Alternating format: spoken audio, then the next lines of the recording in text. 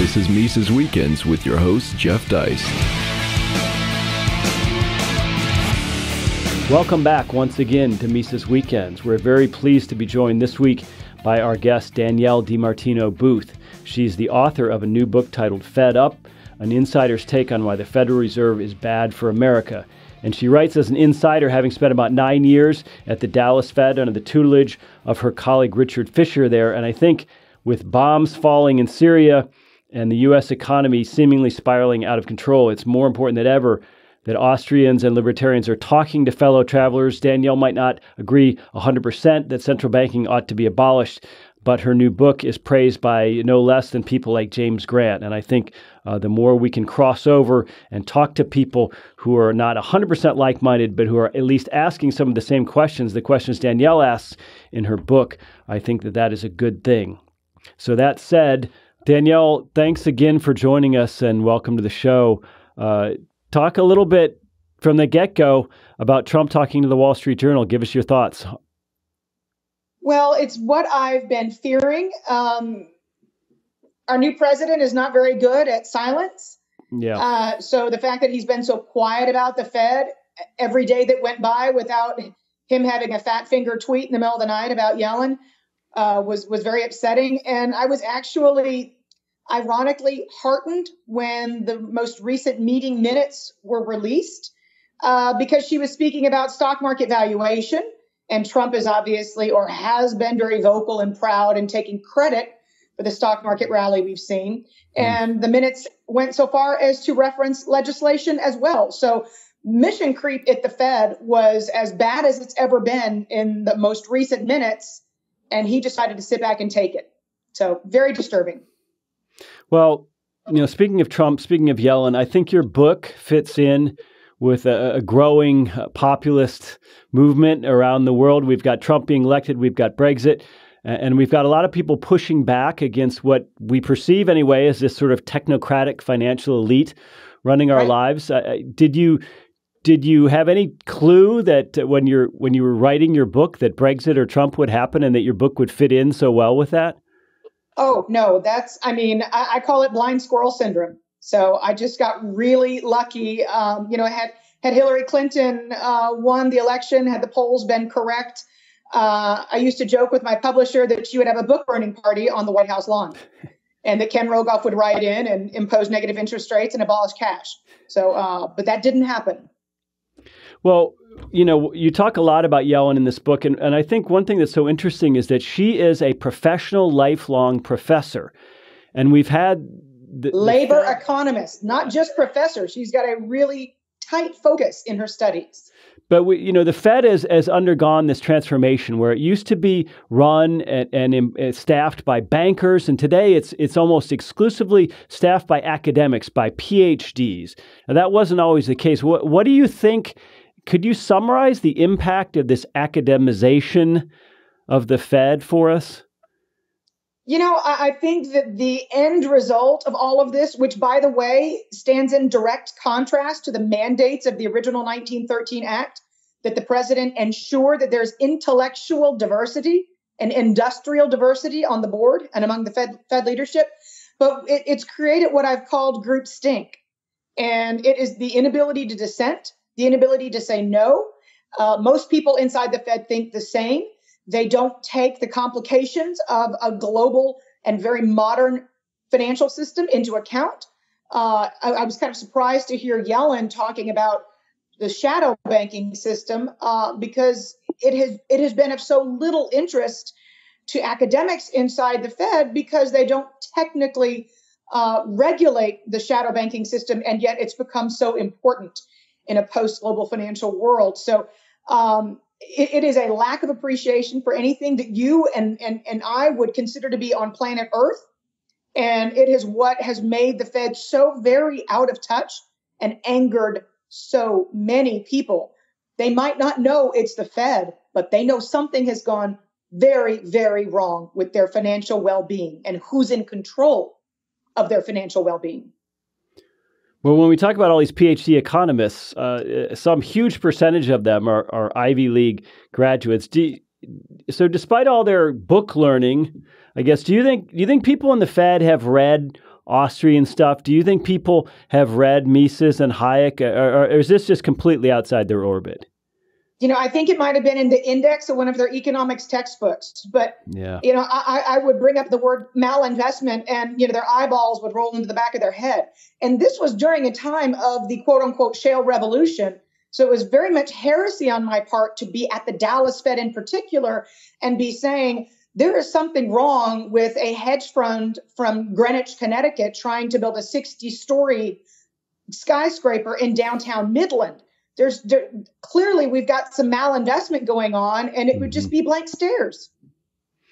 Well, when you talk about groupthink in your book, I just wonder to what degree you think that people within the Fed, people within the central banking community in general, really believe what they say. In other words, do they really in their hearts, apart from the public face, do they really in their hearts believe that what they do, that monetary policy can create economic growth in and of itself? Do you think that they really believe that?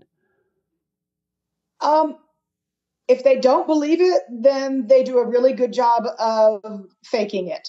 Let's put it that way, because it is clear that they do not understand the damage that's been done to the social fabric of this country, to the culture, to have driven down multiple generations' throats the idea that the only way to get growth is through the creation of debt.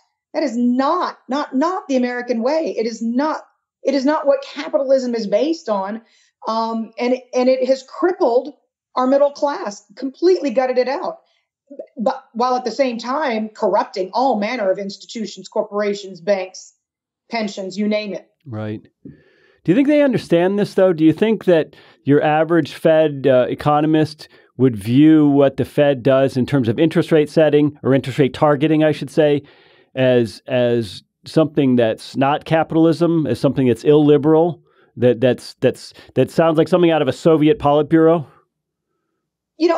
I think that part of the problem and the disconnect, where the disconnect is born, is the fact that Fed leaders have pensions, they have health care for life. So what if we're going to impose zero interest rate policy? It won't affect us.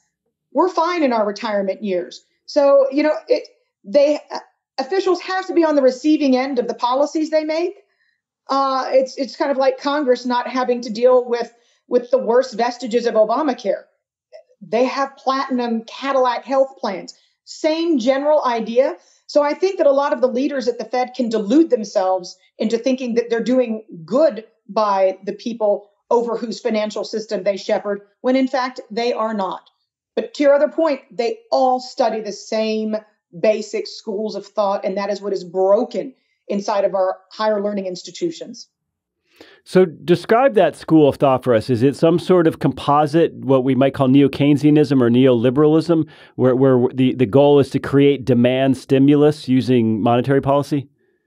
It absolutely is, and I think one of the great ironies. I'm sure that a lot of the people who follow the Mises Institute have read the Lords of Finance and appreciate its basic message.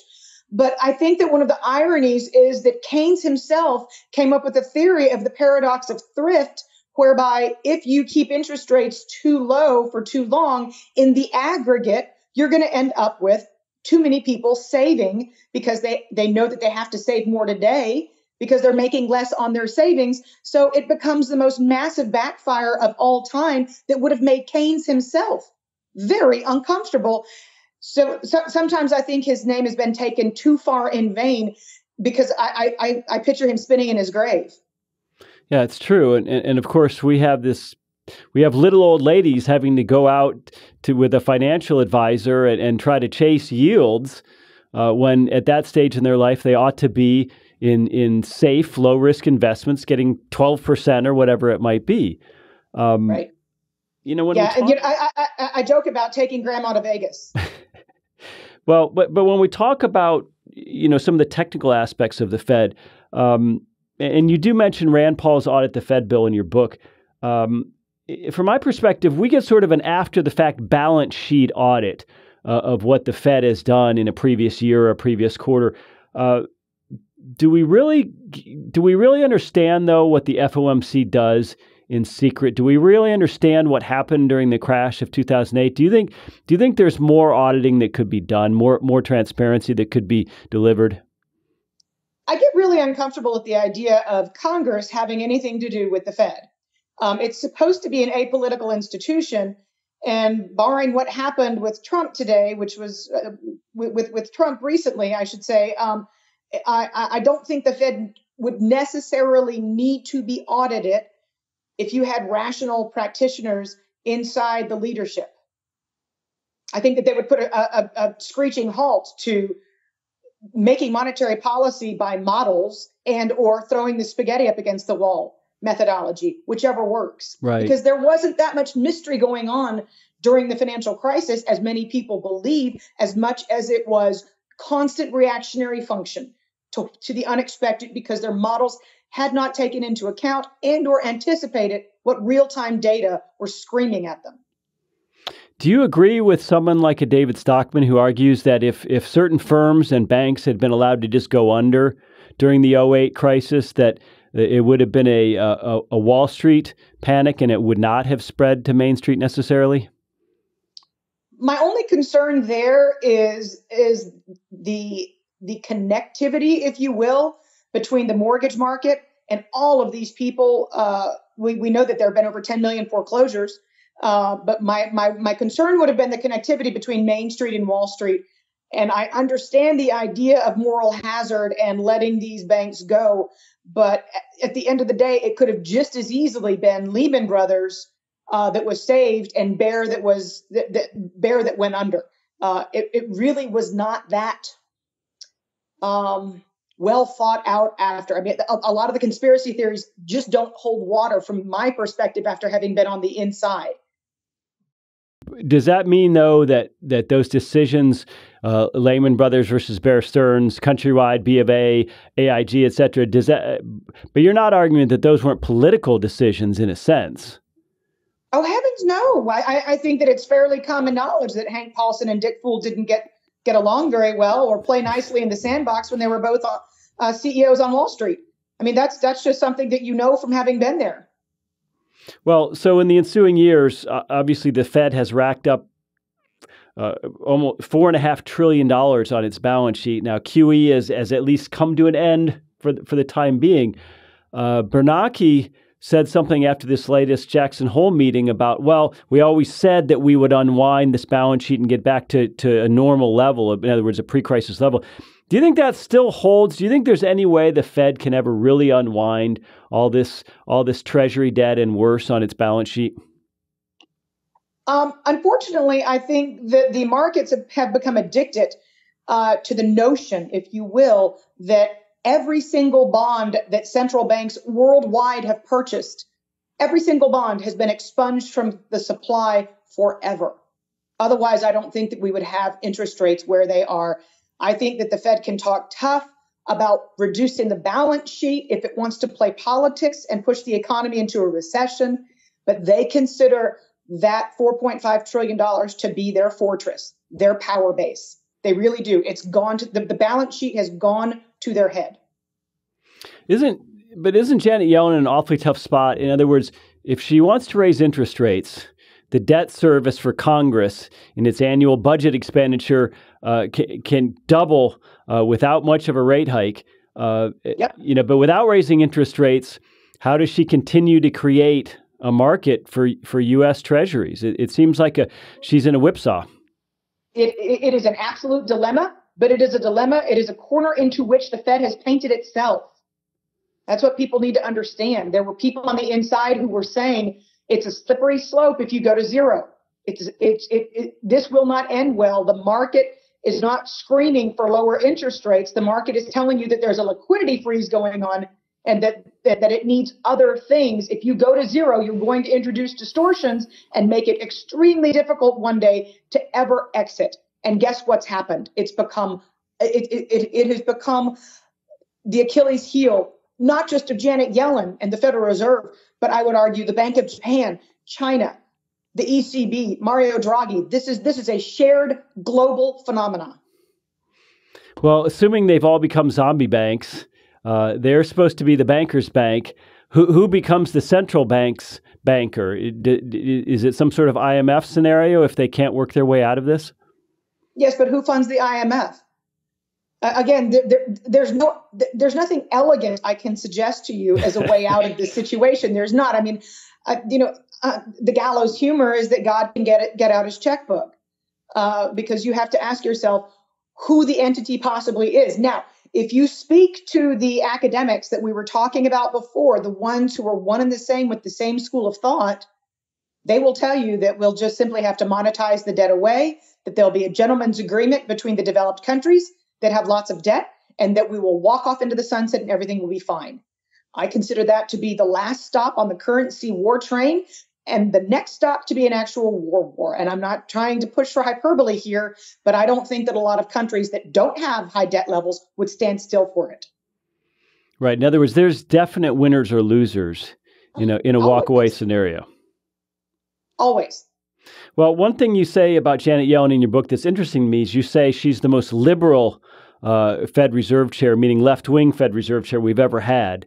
Tell us a little bit about how you think maybe her worldview shapes her decision-making and how she sees her role.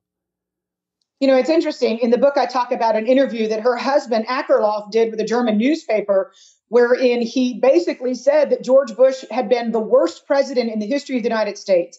Now, these are two people who studied at UC Berkeley. She is a labor economist. That means that she is going to do everything in her power to bring that next marginal worker off the sidelines and back into the workforce. It is the most extreme form, if you will, of Keynesianism on steroids. And that is what bothers me most, is that her philosophical leanings will push her to do more than an economist who was not grounded in that second mandate of the Feds to maximize employment, which introduces malinvestment by definition. Right. Well, Danielle, we're almost out of time. Let me just leave you with one last question. You worked for many years with Richard Fisher. You both left the Dallas Fed at about the same time. He's considered, at least in mainstream financial journalism, to be some sort of uber hawk. And I suppose that's all relative. Do you think people at the Fed today really have an institutional memory? In other words, would a young Fed economist really know anything about Paul Volcker or anything about how monetary policy used to be conducted, or are we just living in a new normal where people are ahistorical in their approach to central banks? I don't think that we have enough of a memory, if you will. I worry about what's going to happen one day when China doesn't have those foreign reserves for us to fall back on. And I said that correctly. I worry that somebody's going to flip a switch in the sky and we're going to go from having a deflationary to an inflationary impetus over which we have absolutely no control. For the moment, it is still deflation. But these things absolutely do worry me. And when you talk about a young generation of economists who've never known the miracle of compound interest, why would they have an interest in making sure that we never revisit at the zero bound, to say nothing of negative interest rates? Well, it makes us wish Paul Volcker was back. He's still alive and kicking, folks. He's in his early 90s. We actually invited him to our New York event later this fall. Not sure if he's going to be able to attend. But that said, Danielle, thank you so much for your time today. Congratulations on your new book, and you're really making the rounds of the financial shows. I wish people would listen to you and read you. And that said, ladies and gentlemen, have a great weekend. Subscribe to Mises Weekends via iTunes U, Stitcher, and SoundCloud, or listen on Mises.org and YouTube.